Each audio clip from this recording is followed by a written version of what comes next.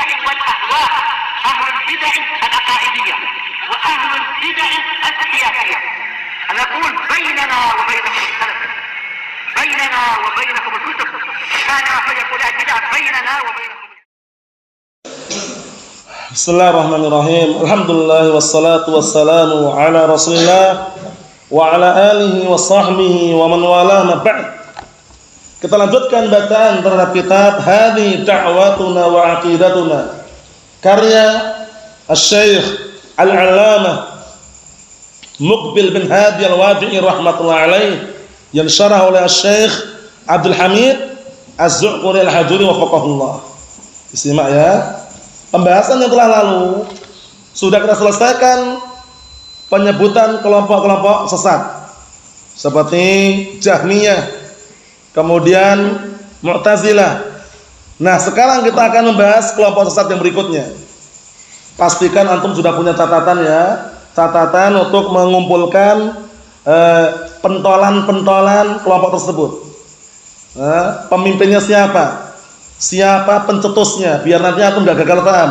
Jahmiyah fulan bin fulan misalkan, Mu'tazilah fulan misalkan, Asy'ariyah fulan. Nah, itu penting biar nanti antum enggak bingung. Qadariyah siapa pencetusnya, Khawarij siapa pencetusnya, sudah terkondisikan semuanya rapi. Paham ya? Nah, barakallahu fiik. Kalau antum mau kreatif, tulis pertama al-firaqud dhallah, kelompok-kelompok sesat. Cabangkan ini. Tarik garis gini. Jahmiyah, Asy'ariyah, Mu'tazilah, Qadariyah, Khawarij, Rafidhah. Tak masalah, baru dikasih anak panah di bawahnya. Jahmiyah, Al-Jam Safwan. Turunkan lagi Al-Ja'd Dirham. Turunkan lagi Bayan bin Sam'an atau Aban bin Sam'an. Turunkan lagi Talut bin Ukhtil Labid bin Asam al-Yahudi. Paham ya? Mu'tazilah, Wasil bin Atha al-Ghazzal, Wasil bin Atha al-Ghazzal. Qadariyah, Ma'bad al-Juhani. Khawarij, Dzul Khuwaisirah at-Tamimi. Paham ya? Rafidhah, siapa? Abdullah bin Saba al-Yahudi. Itu untuk apa? Untuk barakallahu fiik, mudah mengingat dan juga biar melekat faedahnya. Naam. Kita lihat yang berikutnya, disimak baik-baik halaman 70 itu, al-qismus tsalis, pembagian yang ketiga. Ini kelompok sesat seputar apa sih? Seputar al-asma wa sifat. Jangan sampai gagal paham. Seputar apa? Al-asma wa sifat. Seputar nama-nama dan sifat-sifat Allah Subhanahu wa ta'ala. Karena banyak kelompok sesat yang terjatuh di dalamnya, para ulama menyendirikan kitab pembahasan tauhid al-asma wa sifat. Para ulama apa? Menyendirikan. Ada yang disendirikan dengan kitab tersendiri seperti Al-Lum'atul I'tiqad karya siapa? Al-Imam Ibnu Qudamah rahimahullah. Kemudian kitab Al-Qawaidul Muslah, Al-Aqidah Al-Wasithiyah, Al-Aqidah Thahawiyah, Takrib Tatmuriyah atau Tatmuriyahnya. Itu semuanya fokus pembahasan seputar apa? Al-asma wa sifat. Mafhum? Nah, adapun usul salatah, Al-Qawaidul Arba', Al-Usul Sittah, Syubhat, kemudian Nawaqidul Islam, itu biasanya fokus ke tauhid rububiyah uluhiyah. Mafhum? Nah, barakallahu fiik. Perlu dipahami. Kata beliau, al-asy'ariyah wa man ilaihim. Pembagian yang ketiga, kelompok sesat yang ketiga adalah asy'ariyah dan orang yang cenderung atau condong bersama mereka. Condong kepada mereka. Wa man ilaihim maksudnya orang yang condong kepada mereka. Asy'ariyah jamak dari Asy'ariyah. Mafhum? Mereka menisbahkan siapa? Disimak itu, disimak baik-baik barakallahu fiik. Al-Asy'ariyatu hum atba' Abil Hasan Asy'ari, digaris. Digaris dihafalkan. Al-Asy'ariyah itu adalah kelompok pengikutnya Abul Hasan Al-Asy'ari. Tapi kapan itu? Sebelum beliau tarajuh. Mafhum? Karena Abul Hasan Al-Asy'ari sebelum rujuk memang pemikirannya pemikiran sesat dalam masalah asma wa sifat. Namun beliau rujuk di akhir hayatnya kan, kitab yang masyhur, yang ma'ruf, yang sering antum dengar, kitab apa? Al-Ibanah. Paham ya? Itu berisikan tentang salah satu rujuknya beliau. Mafhum? Naam. Kita lihat biar tambah jelas. qabla an yarji' ila mu'taqadi ahli sunnah. Masya Allah. Jadi Asy'ariyah, diingat-ingat, Asy'ariyah adalah kelompok pengikutnya Abu Hasan Asy'ari. Sebelum beliau rujuk, sebelum beliau kembali kepada keyakinan Ahlus Sunnah wal Jamaah. Masya Allah, penjelasannya gamblang sekali. Jadi ingat-ingat ya, sebelum. Berarti beliau setelah rujuk, setelah kembali kepada barakallahu fiik, keyakinan Ahlus Sunnah wal Jamaah, beliau apa barakallahu fiik? Beliau sudah tidak ada lagi keyakinan yang sesat seperti ini dalam masalah sifat. Mafhum? Jadi yang diikuti orang-orang itu keyakinan yang sebelum beliau rujuk gitu loh ya. Allahul musta'an, seperti itu. Namanya digarisin, namanya wahwa Ali ibn Ismail, namanya Ali bin Ismail. Namanya Ali bin Ismail. Nah, namanya Ali bin Ismail. Wa yantahi nasabuhu ila Abi Musa al-Asy'ari. Itu keliru itu ya. Abu Musi keliru, Abu Musa yang benar. Nah, di Taurat itu titiknya keliru itu. Nah, nisbahnya sampai kepada Abu Musa al-Asy'ari. Nisbah Abul Hasan Asy'ari ini, paham ya? Nisbah ini sampai kepada sahabat yang mulia Abu Musa al-Asy'ari. Paham ya? Bukan Hasyim Asy'ari loh ya. Lain lagi itu. Hasyim Asy'ari lain lagi. Paham ya? Jangan tertipu. Nah, Allahul musta'an. Kita lihat sini. Wa hum fil jumlah la yusbituna min as-sifat illa sab'an. Naam. Sudah kita lewati berkali-kali ini. Mereka secara global tidak menetapkan sifat untuk Allah Ta'ala kecuali cuma 7. Ingat-ingat ya, 7 saja. Jahmiyah total. Allah Ta'ala nggak punya nama, nggak punya sifat. Jahmiyah itu. Mu'tazilah mengatakan nggak gitu. Allah Ta'ala punya nama tapi nggak punya sifat katanya. Kata orang-orang Mu'tazilah. Datanglah Asy'ariyah, ente keliru wahai Jahmiyah. Ente juga keliru wahai Mu'tazilah. Yang benar tuh kita-kita ini katanya. Kita meyakini Allah Ta'ala punya nama, punya sifat, tapi cuma 7. Masih keliru enggak? Masih keliru. Yang benar Ahlus Sunnah wal Jamaah. Allah Ta'ala punya nama dan sifat dengan jumlah yang kita tidak mengetahui berapa jumlahnya. Banyak. Mafhum? Nah, 7 tersebut apa saja? Terkumpul dalam pantun yang sangat indah, mudah dihafal. 7 sifat yang ditetapkan oleh orang-orang Asy'ariyah bukan karena dalil, tapi karena akal kata mereka. Cocok dengan akal, ambil. Walaupun tidak ada dalilnya. Yang ada dalilnya kok enggak cocok dengan akal, ditolak oleh mereka. Makanya mereka dikenal dengan apa? Aqlaniyun juga. Mafhum? Nah, sebutkan pantunnya Ihsan. 7 sifat yang ditetapkan oleh orang-orang Asy'ariyah terkumpul dalam pantun yang sangat indah, mudah dihafal. Tafadhal.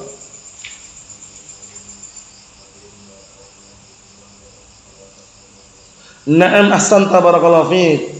Ana ucapkan dikondisikan yang belum pernah mencatat atau mungkin belum pernah hafal, mudah. Hayyun, alimun, qadirun, wal kalamu lahu, iradatun, kadzaka as-sam'u wal basaru. 7. Hayyun, alimun, qadirun, wal kalamu lahu, iradatun, kadzaka as-sam'u wal basaru. 7.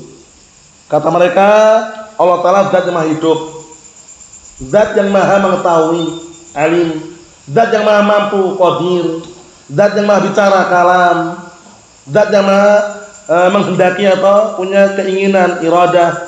Kemudian apa? Zat yang maha mendengar dan melihat. 7 tok. Kata mereka, 7 itu pun bukan karena dalil. Mereka tetapkan, tapi karena apa? Akal. Ini salahnya mereka. Membangun akidahnya di atas apa? Akal. Rusak. Ahlus Sunnah wal Jamaah membangun akidahnya di atas Al-Quran dan As-Sunnah sesuai dengan pemahaman para salaful ummah. Ma'rifatu dinil Islam bil adillah, mengenal agama Islam beserta dalil-dalilnya, bukan dengan akal, bukan dengan logika, bukan dengan hawa nafsu, tapi dengan dalil. Ente mengamalkan ada dalilnya enggak? Antum sekarang berbuat seperti ini, katanya ibadah, katanya bagus perbuatannya itu indah, ada enggak dalilnya? Ada enggak contohnya? Ukur dulu dengan barometer. Barometernya apa barometernya? Barometer amalan zahir, man amila amalan laisa alaihi amruna fahuwa raddun. Cocokkan dulu. Ada enggak contohnya? Ada enggak dalilnya? Ada enggak tuntunannya? Enggak ada. Raddun, tertolak.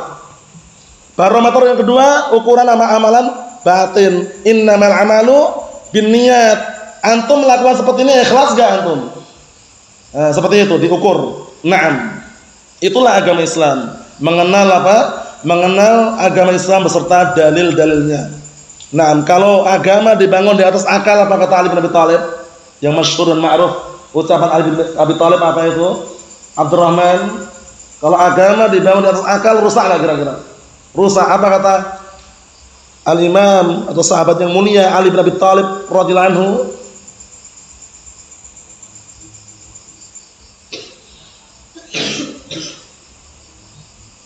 Naam, ahsanta barakallahu fiik. Lau kana ad-dinu bir-ra'yi, diperhatikan ini ya. Lau kana ad-dinu bir-ra'yi, lakana batinul khuffi aula bil mashi min a'la. Kalau seandainya agama itu dibangun di atas akal, di atas logika, niscaya apa? Khuf yang bagian bawah, khuf itu semacam kaos kaki, niscaya kaos kaki atau khuf bagian bawah lebih pantas diusap daripada atasnya. Kenapa demikian? Karena secara logika, secara akal, ketika antum berjalan, yang kotor yang mana, Mas? Yang kotor khuf atau kaos kaki itu yang atas atau yang bawah yang kotor? Antum? Yang bawah. Secara logika masuk, bawah itulah yang diusap seharusnya. Tapi kenapa kok di atas yang diusap? Karena dengan dalil. Kalau ya, seperti itu. Jadi jangan sampai barakallahu fiik, kita apa? Termakan syubhat, bahwasannya agama dibangun di atas akal, jangan logika, jangan tapi dibangun di atas Al-Quran dan As-Sunnah sesuai dengan pemahaman para salaful ummah. Kita lihat biar tambah jelas. Ingat-ingat ya, 7 tadi dihafalkan ya, 7 tadi ya. Hayyun, alimun, qadirun, wal kalamu rahu, iradatun kadzakas sam'u wal basaru. 7. Wa yu'awwiluna baqiyatus sifati bi ta'wilatin aqliyah radina adillatul kitab was sunnah. Lihat nih ulah mereka, perbuatan mereka mentakwil sisa sifat-sifat yang ada dengan takwilan-takwilan secara akal dalam keadaan radina, dalam keadaan menolak dalil Al-Qur'an was sunnah. Lihat ini, kok ada dalilnya tapi enggak masuk kalau ke logika, tolak sama mereka. Ini enggak ada dalilnya, tapi masuk secara logika diambil. Jadi pahami? Itulah keadaan mereka. Allahu musta'an. Kita lihat sini. Kal wajh wal yad, seperti wajah dan tangan. Wajah dan tangan, barakallahu fiik, menurut mereka itu enggak ada bagi Allah Ta'ala. Kenapa? Enggak masuk akal, kata mereka. Nah, kenapa enggak masuk akal? Kalau antum menetapkan Allah Ta'ala punya tangan, berarti menyerupakan dengan manusia. Sudah di awal permulaan keliru, ke depannya juga keliru. Kenapa kelirunya? Di awal permulaan dia sudah menetapkan seakan-akan sifat Allah sama dengan sifat makhluk, udah keliru itu. Jadi pahami ya? Kalau keliru di awal permulaan, biasanya setelahnya keliru juga. Makanya Ahlussunnah wal Jamaah apa kaidahnya? Di dalam menetapkan nama dan sifat apa kaidahnya Ahlussunnah? Harus membersihkan dari 2 perkara. Paham ya? Nah, barakallahu fiik. Atau dengan kaidah yang kita lewati, kaidah apa? Kaitannya dengan 2 perkara ini harus bersih 2 perkara ini. Apa itu 2 perkara? Dengan kaidahnya itu Hasan, biar enggak terjatuh dalam penolakan, enggak terjatuh dalam penyerupaan.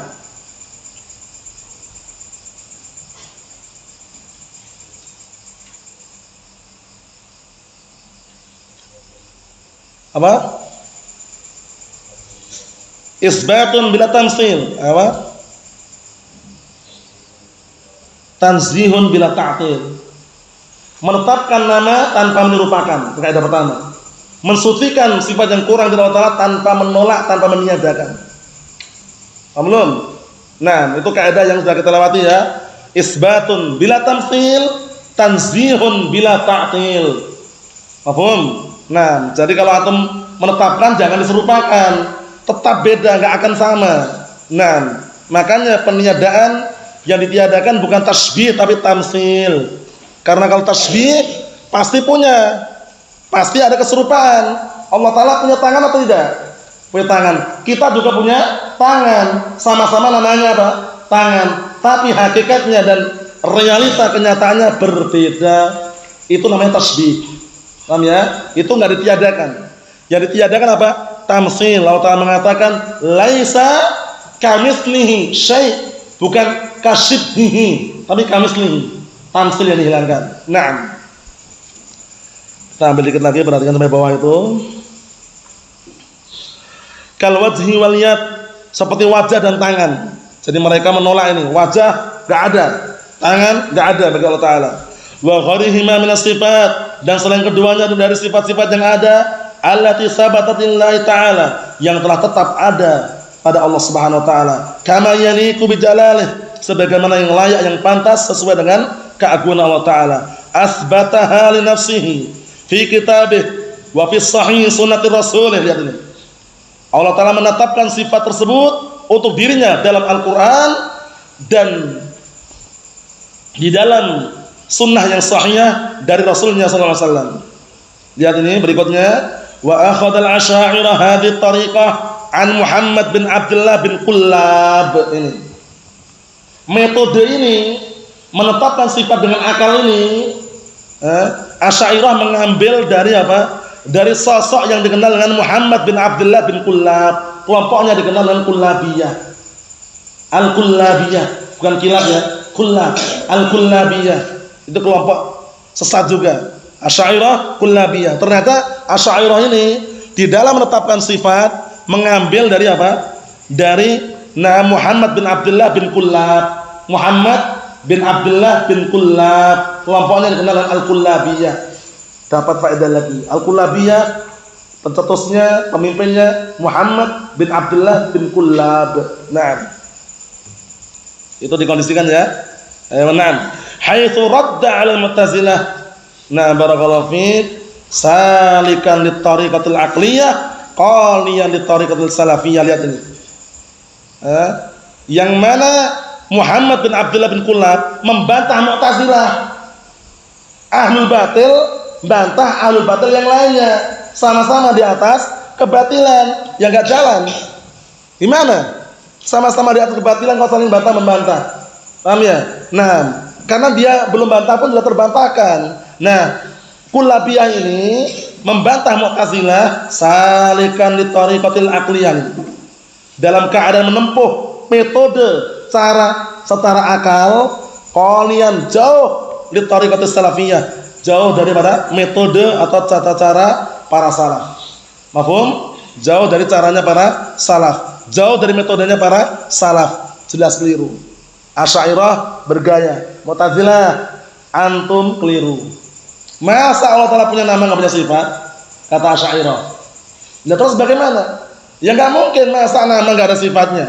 Masa orang dikatakan orang bisa mendengar tapi enggak punya pendengaran. Marah kan? Apalagi Allah Ta'ala zat yang maha mendengar tapi nggak punya pendengaran.